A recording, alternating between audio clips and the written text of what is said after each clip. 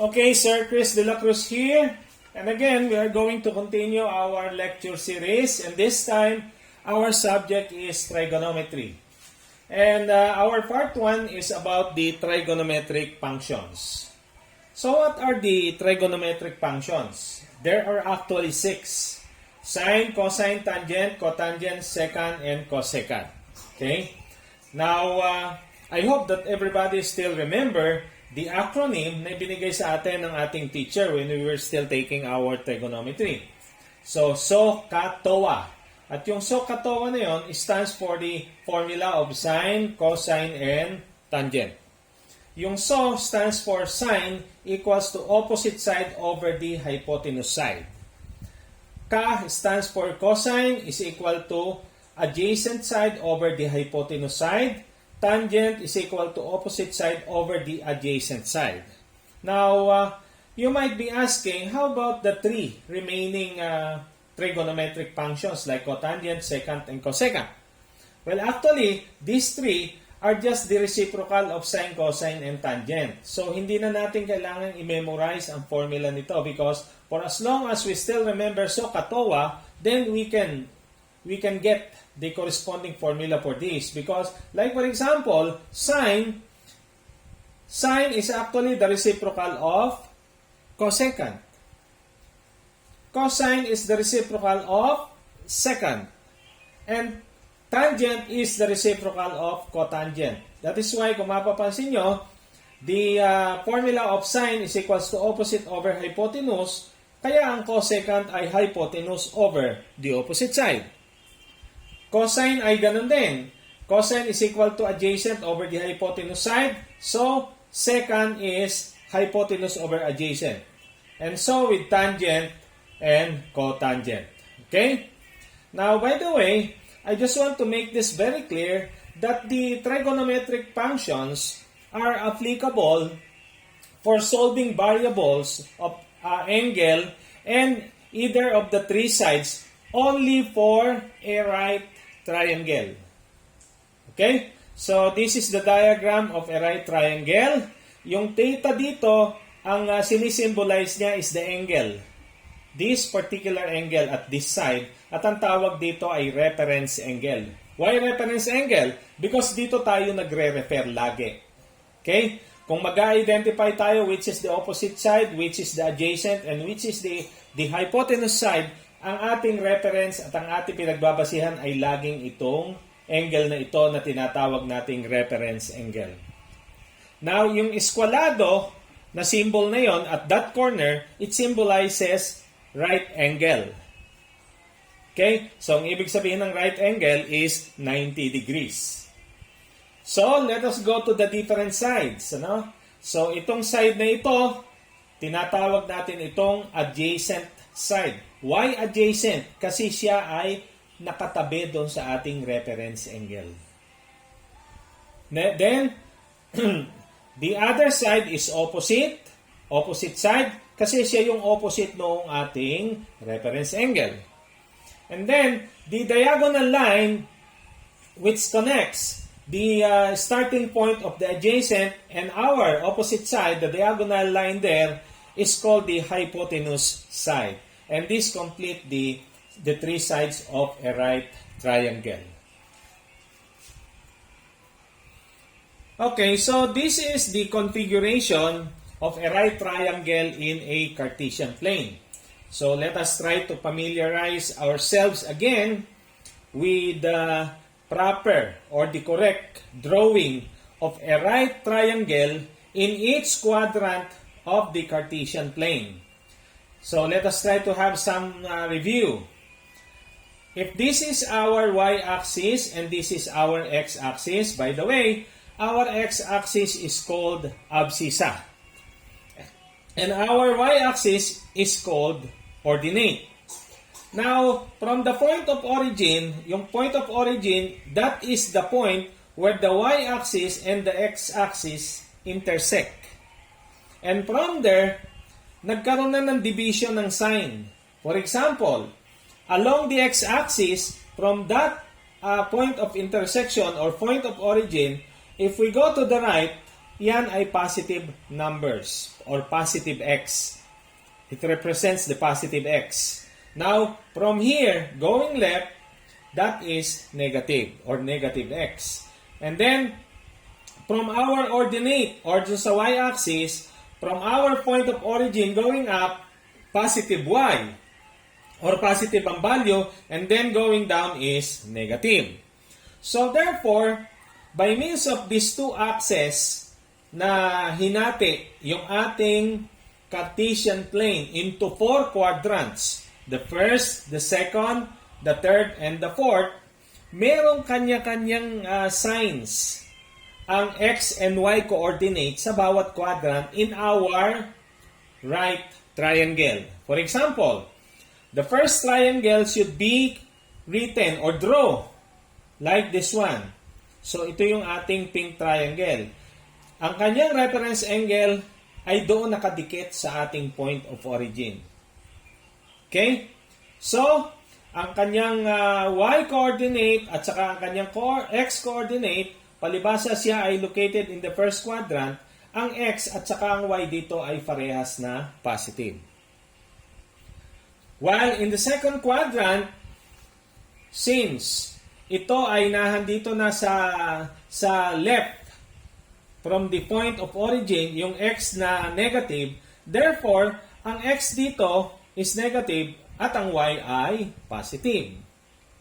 Pagdating naman dito sa red triangle, located in the third quadrant, so siya ay nakukulong, napapagitnaan ng negative x at negative y, kaya ang x dito at y ay parehas negative.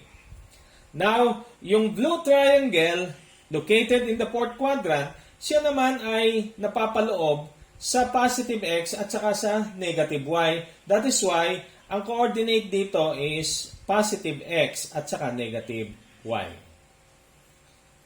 By the way, pinakita natin dito, this is the wrong drawing of triangle in any of the 4 quadrants in the Cartesian plane. Mali ito, mali din yung ganung drawing, mali din ito, at saka mali iyon. Okay? So, if you can imagine a kite or saranggola, hindi kayo mali yung drawing na parang korteng saranggola. Ang tamang drawing ay butterfly. Shape ng butterfly like this one. Okay? Now, let us try to have some example application of application of trigonometric functions. Well, kamunti ko nang masabi yung Pythagorean theorem because yung ating 6 trigonometric functions at saka yung Pythagorean theorem, it works hand in hand kasi in solving problems in right triangle. Particularly later on when we go to a topic in P6 that is about vectors and forces, ang gagamitin lang natin lagi ay Pythagorean theorem and trigonometric functions. Okay? So let's go back to the application of trigonometric functions. Okay? So there's an example problem here. A man is standing at the ground which is 50 meters away from the foot of a building. The angle of elevation as observed from the man's location to the top of the building is 40 degrees. So ito yan. So siya yung ating lumalabas na reference angle. Letter A. Calculate the height of the building. So yung kulay black na yon, ipalagay natin na yun yung building. So ang hinahanap is yung kanyang height.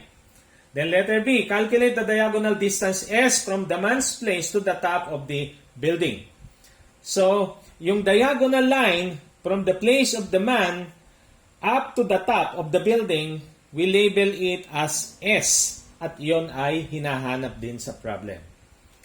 So, therefore, in our problem, example problem here, there are 2 variables that are given. And at the same time, there are 2 variables that are unknown. Okay? So, dito yung tao, siya ay nakatayo at a distance of 50 meters away from a building of unknown height. And at the same time, if the angle of elevation between his site to the top of the building is 40 degrees, itinatanong din sa atin, ano ang kanyang distance doon sa top ng building. Okay? So, simple analysis lang naman. So, let us continue. Take note that the 6 trigonometric functions has 3 variables. The angle and the 2 sides of the right triangle. Kaya dun sa SOHCAHTOA, 3 lang lagi ang variables dyan. It is the angle, opposite and hypotenuse. When we talk of sine, when we talk of cosine, we talk of the angle, adjacent, and hypotenuse. And when we talk of tangent, we are talking of opposite and adjacent at the same time. So, any of the 3 variables based dun sa ating SOHCAHTOA formula can be solved provided the other 2 are given. And in our problem, there are 2 variables and therefore the remaining can be solved. The only reason that we cannot solve this kind of problem is if there is only one given. Halimbawa, yun lang angle, o kaya yun lang na distance, o kaya naman yun lang height, or yun lang na s, then we cannot solve the problem. Okay? So, let us go to the solution. Letter A, calculate the height of the building H, and B, calculate the diagonal distance S from the man's place to the top of the building. Letter A, to solve for the height of the building. So, let us use tangent to solve for H.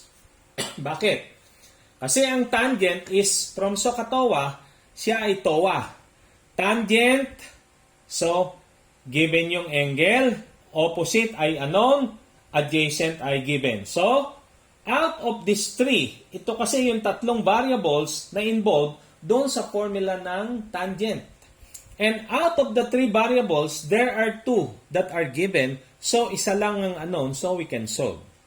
So, applying or substituting the given to our formula, tangent theta, our theta is 40 degrees. Tangent theta is equals to opposite over the adjacent side. So, h over 50. And therefore, our h or the height of the building is equal to the product of the distance times the value or equivalent value of tangent 40 degrees. And tangent 40 degrees is 0.8391 times 50. So the height of the building is 41.96 meters. Okay, now let's go to the letter B problem. We are asked to solve for the distance of the man to the top of the building S, and kung mapapansin natin, ang pwede natin gamitin dito ay yung adjacent at saka yung unknown. Di ba yun ang unknown, tapos given yung angle at saka yung adjacent side. So ano yung formula natin na pwede natin gamitin na merong adjacent side at saka hypotenuse, and that is the cosine. So cosine of 40 degrees is equals to adjacent side over the hypotenuse side. And the hypotenuse side is our S. And therefore, S is equals to 50 over cosine of 40 degrees. And cosine of 40 degrees is 0.7660. So therefore, the distance S of the man to the top of the building is 65.27 meters. Okay, so here are some problem variations with regards to trigonometric functions. Okay? So, like what I have said, there are actually 4 possible unknown in any right triangle. One is the angle, second is the adjacent side, third is the opposite side, and the fourth is the hypotenuse side. And our SOHCAHTOA formula involves 3 variables. And remember that earlier, sinabi natin na if there are 2 variables given, then the remaining can be solved. That is why, in our problem variations here, example ng problem variations here, kung mapapansin ninyo, 2 lagi ang given. Like for example, in problem number 1, ang given ay yung angle at saka yung hypotenuse. So therefore, alin ang hinahanap? So yung nawawala na dalawa, opposite and the adjacent side. Yung problem number 2 naman, ang given is the opposite side and the adjacent, and therefore ang nawawala ay theta at saka yung hypotenuse. Yung third variation or third type of problem is ang given ay yung theta at saka yung adjacent, and therefore ang nawawala yung opposite at saka yung hypotenuse. Yung fourth one, ang given naman ay hypotenuse saka opposite sides, ang nawawala naman ay yung angle theta at saka yung adjacent.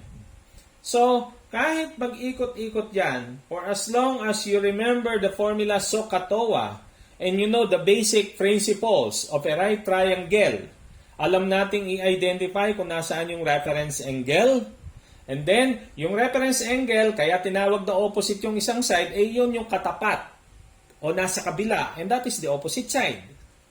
Yun yung side that is along the y-axis. Okay? And then, alam natin na yung adjacent side, kaya tinawag na adjacent kasi katabi yun ng ating reference angle. Okay? So, kung babalikan natin, so heto yan. Okay? Katabi yung, kaya tinawag na adjacent is katabi siya noong ating reference angle, at kaya tinawag na opposite kasi siya yung nasa kabilang dulo. And the hypotenuse is always the diagonal line connecting the opposite and the beginning or the starting point of the adjacent side. Okay? So, it's as simple as that. So, our next topic is about Pythagorean theorem. Kasi yung the 6 trigonometric functions at saka yung Pythagorean theorem, sila ay magpinsang buo, no?